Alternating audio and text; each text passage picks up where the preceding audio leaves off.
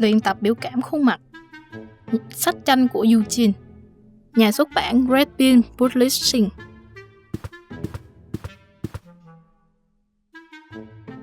Không thể tỏ ra yếu đuối ngay từ đầu.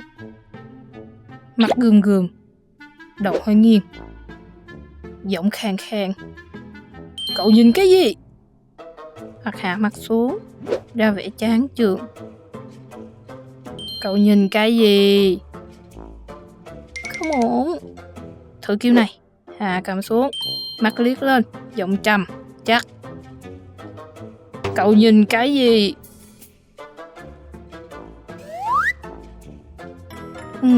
Giận gượng gạo. Ô, cậu là bạn mới đến à? Ô, tàn nhang nhiều ghê. Tóc cậu mau lạ thật. Nếu ai chạm vào đầu của mình, phải bình tĩnh, dù chẳng có gì. Tớ thấy rồi đó, bạn đặt xuống đi. Còn bạn ấy cố tình ức thì trừng mắt, giọng lớn cảnh báo.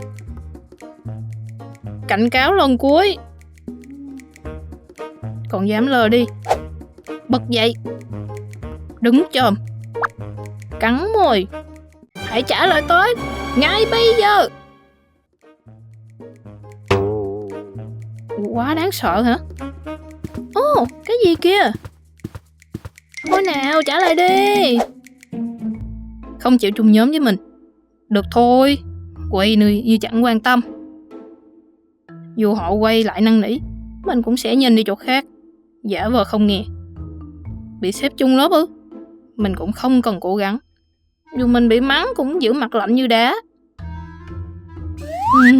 Bắt đầu hơi dữ thật.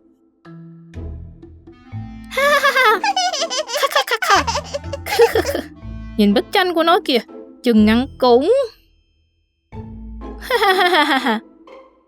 Không chịu nổi trò trêu chọc nữa. Mình sẽ nhìn thẳng vào mắt các bạn. Dừng lại. Các bạn vẫn cười. Mình sẽ siết chặt nắm đấm, nhíu mày, hét. Tớ bảo dừng lại. Tưởng tớ không nghe tiếng cười lén sau lưng à? Đồ nhát gan.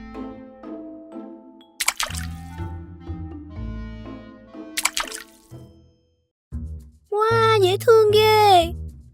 Khoan, đi cùng tớ nhé. Giờ chẳng thèm nói với ai. Mình nheo mắt lại, mặt hầm hầm. Có người mở lời, im lặng như đá. Miru, đi cùng bọn tớ. Suhu có chuyện muốn nói. Nghĩ gọi tên tớ là tớ trả lời sao? Tớ không nghe gì cả. Nghĩ tớ mắc bẫy à? Đứng không? Miru, đi ăn tteokbokki với tụi tớ nha. Nói nào, nói đi mà. Miru, tớ xin lỗi chuyện lần trước. Tớ thật sự quá đáng. Chỉ muốn nói chuyện thôi.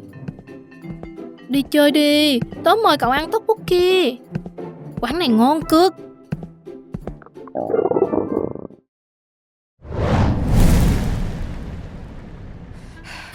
Suýt thì lộ tẩy. Chỉ có tteokbokki mà thôi, chuyện nhỏ. Giờ mình làm mặt gì tiếp đây? Mặt cao có. Thôi kệ. Hay nét mặt hơi quan tâm chút. Vậy chúng ta chơi gì bây giờ? Hay làm ra vẻ lạnh lùng, như chưa từng có gì xảy ra? Tteokbokki này cay không?